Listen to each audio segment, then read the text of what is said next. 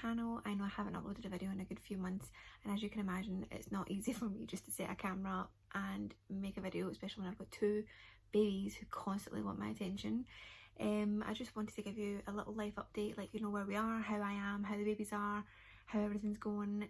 We are still in the same house, so it's hard for us just now with two 8-month-old babies. Yes, they are 8 months old, can you believe it? They were 8 months old yesterday, so they are little monsters. They're rolling around now. Rox is practicing sitting up. Harlow's a little bit behind. She doesn't really do as much as Rox does. Rox claps his hands. The two of them are brilliant at sleeping. They'll sleep at night, apart from needing a dummy now and again. We've kind of lowered their bedtime the last couple of nights. We've been working on, they used to go to bed at 10 o'clock, and then it used to be 10:30, 10 o'clock. Then the last couple of nights they've been so tired and hungry when it comes to bedtime that we've had to lower their bedtime.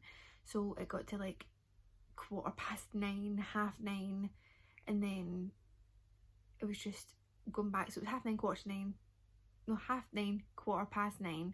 Then last night we done 9 o'clock, and I was terrified they were going to wake up so early, because in the morning we kind of have a routine where they get up, they have their porridge and milk, then they'll chill and watch TV until lunchtime, or they'll have playtime.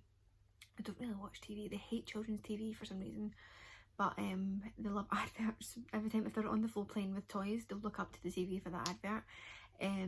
But that's our little routine in the morning. Like, we just love to get up, but I always said if they wake up early, I'll just give them a bottle and then they'll give them a porridge later on. But this morning they slept from 9 o'clock till 7:45. I was so shocked, and I only had to get up once with Harlow because she lost her dummy. But it was nice to actually, and we went to bed before midnight. Like, sometimes we sit up really late and then you're like, I'm tired in the morning, but we went to bed before midnight last night, and I think that's what kind of made you feel a little bit more refreshed, because you're not tired from sitting up till like 1 o'clock in the morning and then getting up at 7 in the morning with the babies, or up during the night with them. But yeah, last night was our first full night, and I'm actually so surprised they slept that long. But yeah, I think they are coming along amazing. I can't wait to just see them crawling about now. I keep trying to get them to say mama, and they laugh every time I say it. I go mama, and the two of them just look at me like, we'll say it one day. But I just want it to be the first one. Well, Rox shouts mum when he's annoyed and angry. Harlow says hiya.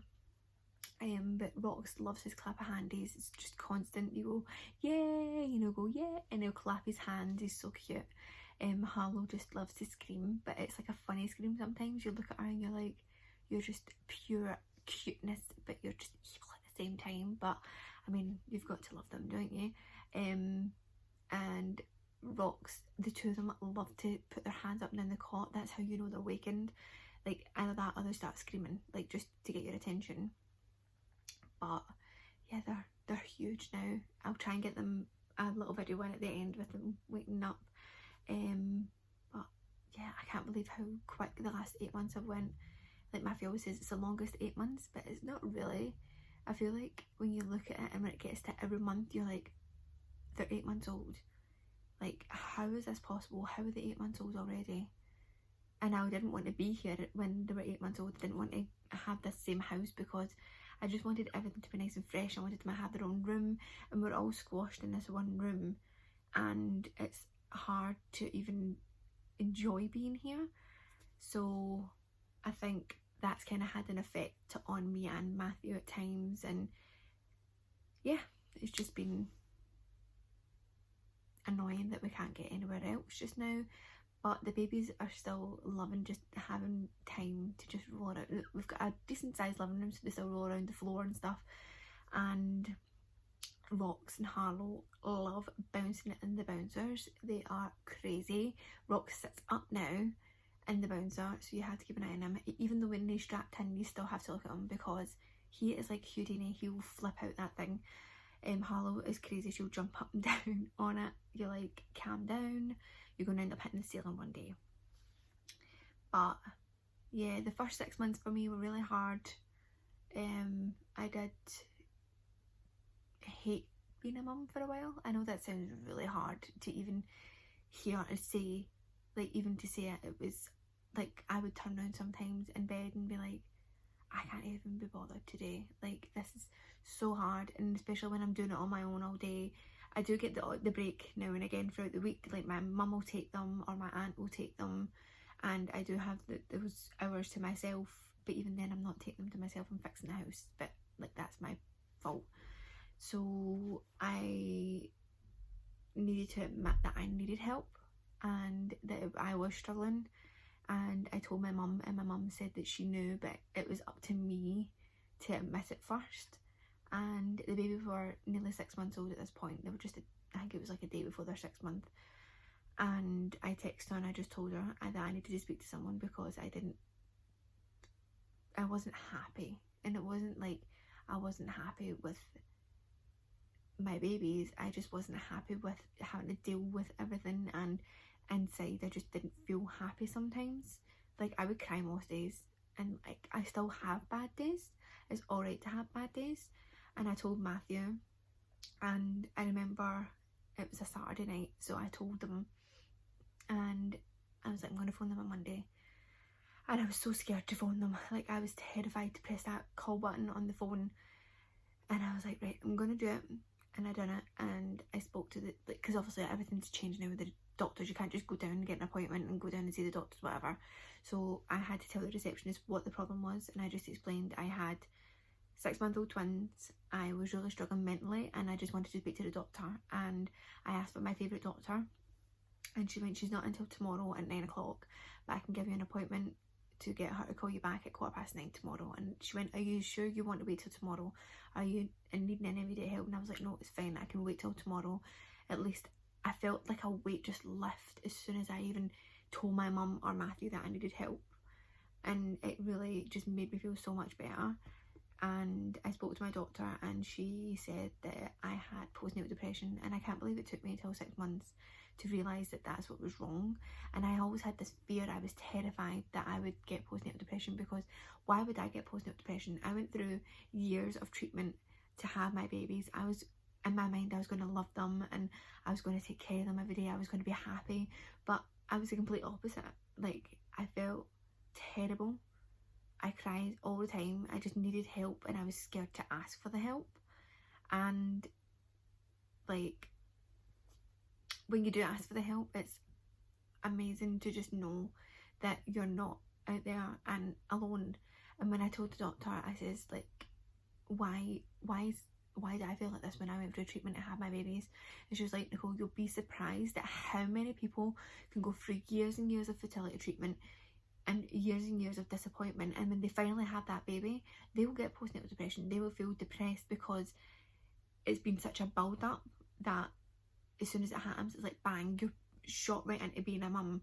And then you're like, Matthew was here for a long time. He was on furlough, and then he got he was getting a new job, and then they put him on furlough, and then now he's back to work. So I've got myself into a routine, and I think that's what I really needed. I needed him away so that I could get myself into a routine, because we were constantly at each other. It was just non-stop between the two of us, and it was just arguments after argument, and it just wasn't working. So when he finally went back to work, it was like I had that bit of time to myself, and I managed to just get the babies in a routine, like get them up in the morning, make the bed, our bed, take them into the living room, get their breakfast. And when I started getting myself into that routine, I started to feel a lot better. And now every day it's like, right, I'm going to get up, I'm going to do my routine. And then some days when you do get ready and you do get out in time for that time, you surprise yourself because you don't realise that you can actually get ready and out at that time. Like, I usually try and get out after their lunchtime, like their snack, and then I go to my mum's or whatever. We're all in a bubble, so this is our little bubble before anyone says you shouldn't be going out.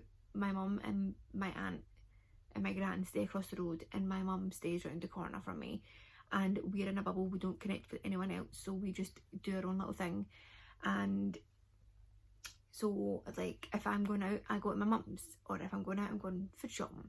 So, and I'll meet my mum outside because it's like my break. And then when I go to my mum's, I get a break.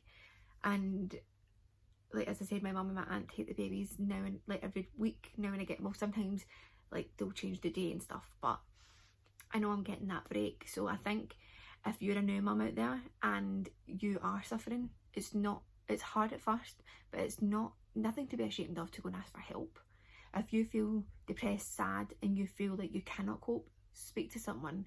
It helps so much, and take any help that's offered to you. See, when I'm on loads of twin groups on Facebook, and people always ask, what is the main thing that you would say to someone who was just having twins? And obviously I'm a first time mum. Twins is a big thing for someone who's never had kids before. Obviously I've been around kids and stuff, but when you've got to take care of 2 babies yourself all day, it's hard work. And one of the things that everyone always says is accept any help that anyone gives you.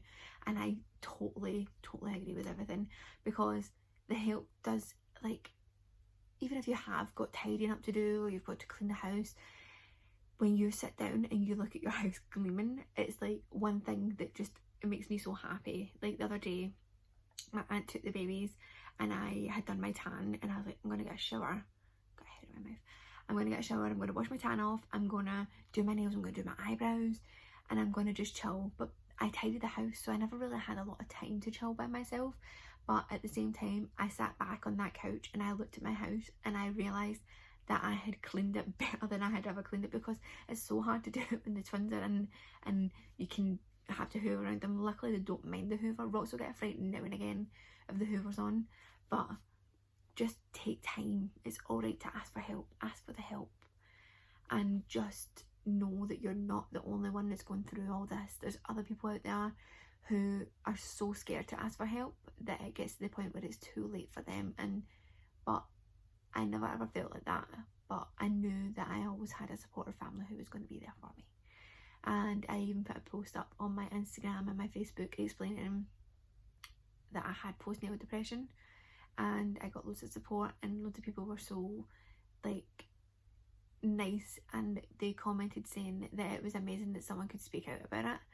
And why not speak out about it? Everyone suffers from it. It's like breastfeeding.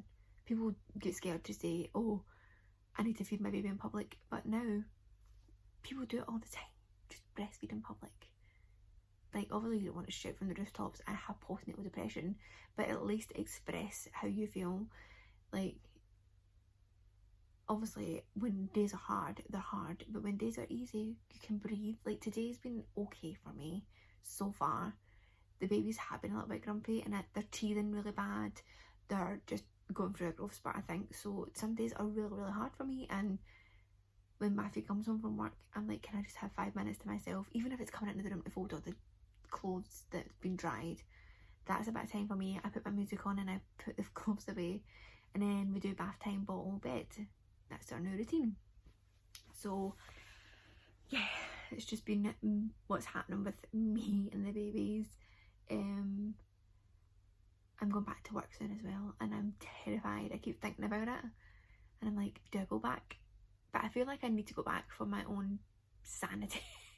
Like, I need to go back so that I can have time away from the babies and enjoy being at work. Obviously work's going to be completely different to when I left. When I left, COVID wasn't as big as what it was. It was just, well, it was about a week before lockdown, but it wasn't like wear face masks everywhere.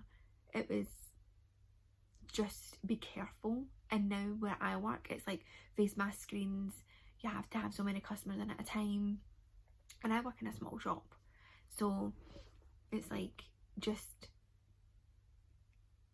gonna be so different, and I'm terrified about going back. But I'm going to lower my hours. I'm not going to do what I normally do, just so that I do have time with the babies and I do get to spend, like, split my days. So if I'm in 2 days, I can have the babies the rest of the week, and then I've got loads of help, obviously people that take the babies, and then obviously when they're older they're going to nursery.